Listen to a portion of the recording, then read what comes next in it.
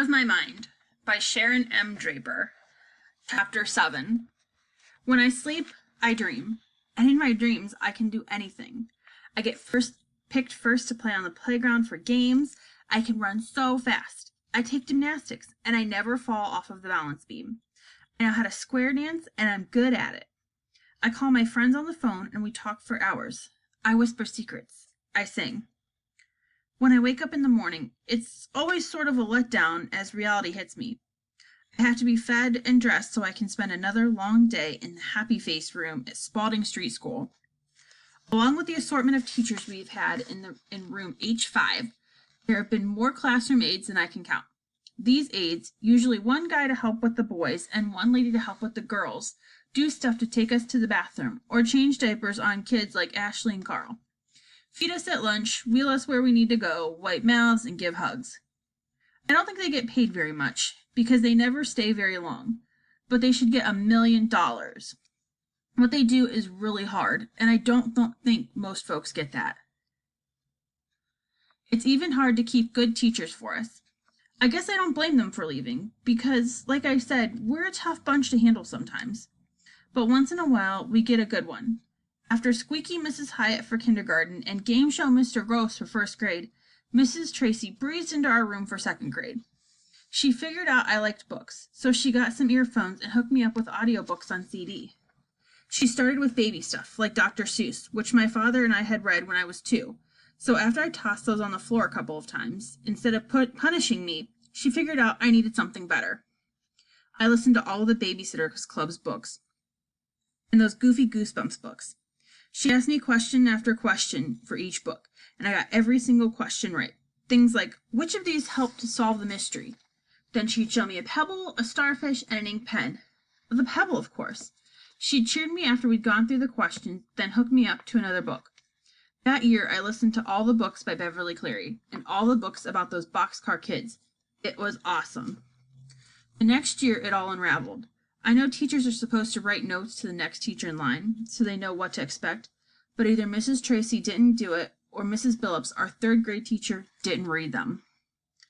Mrs. Billups started every morning by playing her favorite CD. I hated it. Old MacDonald Had a Farm, Twinkle Twinkle Little Star, The Itsy Bitsy Spider, all sung by children who could not sing. The type of music grown-ups think is all kinds of cute, but it's awful. Mrs. Billups put it on at full volume every single morning, over and over and over, and no wonder we were always in a bad mood. Once she had the Tin Pan Band on, Mrs. Billups went over the alphabet every single day with third graders. Now, children, this is an A. How many of you can say A? Good. She'd smile and say good, even if no one in the room responded. I wondered if she would teach able-bodied third graders the same way. Probably not. The more I thought about it, the angrier I got. Now let's move on to B. This is the letter B. Let's all say B. Good. Again, to silence. She didn't seem to care. I glanced with longing at the books on tape and the earphones which had been shoved into a corner. One day I guess I'd had enough. Mrs. Billups had expanded from saying the letters to making the sound of each one. Buh, she said loudly, spitting a little as she did but is the sound of the letter B. Let's all say buh together, children. Then Maria, who was always in a good mood, started throwing crayons. Willie began to babble. I bellowed. I may not be able to make clear sounds, but I can make a lot of noise. I screamed because I hated stuff that was just plain stupid. I screeched because I couldn't talk and tell her to shut up. And that made me cry, because I'd never been able to tell anyone what I was really thinking. So I screamed and yelled and shrieked. I cried like a 2-year-old. I would not stop. Then my tornado explosion took over. I flailed and jerked and basically spazzed out. I kicked so hard that my shoes popped out of the foot straps of my chair. That made me tilt to one side, and I screamed even louder. Mrs. Billups didn't know what to do.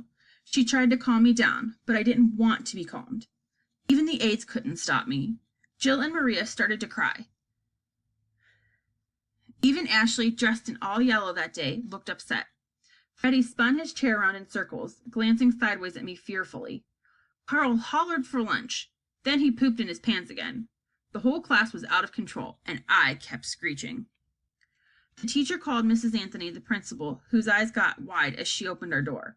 She took one look at the situation and said tearfully, "Call her mother." She could not have left more quickly. A moment later, the teacher had my mother on the phone. "Mrs. Brooks, this is Melody's teacher, Anastasia Billups. Can you come to the school right away?" I knew my mother had to be worried. Was I sick? Bleeding? Dead? "No, she's not ill. She's fine, we think," Mrs. Billups was saying in her most professional-sounding teacher voice. "We just can't get her to stop screaming. She's got the whole class in an uproar." I could picture my mother on the other end of the line trying to figure out what was going on. Luckily, it was her day off. I knew she'd be there in a few minutes. So I gradually calmed down and finally shut up. The other kids quieted down as well, like someone had clicked the off switch. Old MacDonald continued to play. My mother arrived faster than I thought possible. When I saw her jeans and dirty sweatshirt, I realized she had dropped everything and jumped in the car. She ran over to me and asked me what was wrong. I took a few deep, shuddering breaths, then pointed to the alphabet on my talking board and screeched some sounds of frustration. "Is this about the alphabet?" my mother asked. "Yes." I pointed, then pounded on the answer. She turned to Mrs. Billups. "What were you working on before all the screaming started?"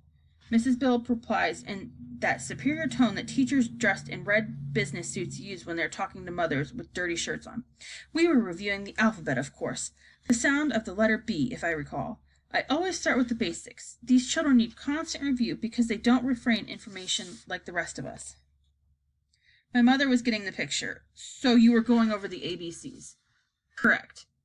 "It's February." "I beg your pardon?" "School started in August. You haven't got past the letter B in 6 months?" Mom was bawling and unballing her fists. I've never seen my mother hit anything, but when I see her doing that, I always wonder if she might. "Who are you to tell me how to run my class?" the teacher asked angrily.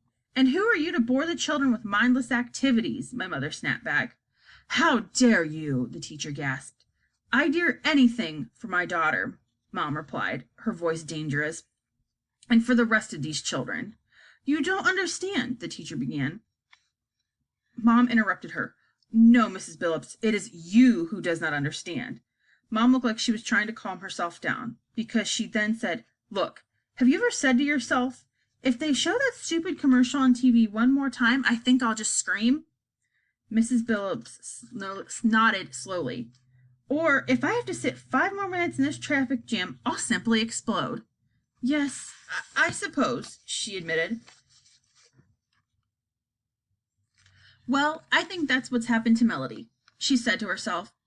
"If I have to go through those letters one more time, I'll just scream." So she did. I really don't blame her, do you? Mrs. Billups looked from my mother to me. "I guess not, now that you explain it that way," Mrs. Billups finally said, her voice as calm as my mother's. "Melody knows her alphabets, all the sounds of the letters, and hundreds of words on sight. She can add and subtract numbers in her head. We discussed all this at our last parent-teacher conference, didn't we?" I could tell my mother was trying to control her temper. I thought you were exaggerating," the teacher said. "Parents are not always realistic when it comes to these children." "If you call them these children one more time, I might scream," my mother warned. "But Melody does have mental and physical limitations," Mrs. Billups argued, trying to put my mom in her place, I guess. "You have to learn to accept that." And the fire was back.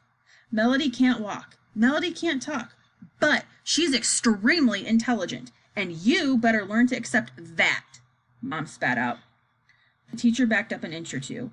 "Didn't you read her records from last year?" Mom demanded. "Melody loves listening to books on tape." I tried to approach each child with an open mind and not be influenced by other teachers. "All of the records are in a box someplace." "Maybe you should find that box," my mother said, her lips tight. "Well, I never," Mrs. Billups countered. "Well, maybe that's your problem," Mom replied with a grin. Then she tilted her head and turned toward the CD player. "Oh, and one more thing. May I see that wonderful CD you're playing?" "Of course," Mrs. Billups said, smiling a little. "The children love this." "Do they?" Mom asked. The teacher lifted the disc from the disc player. Twinkle, twinkle, silence. Willie sighed out loud. Mom took the CD, dug it down in her purse for a moment. gave Mrs. Billups a $5 bill, and deftly snapped the disc in half.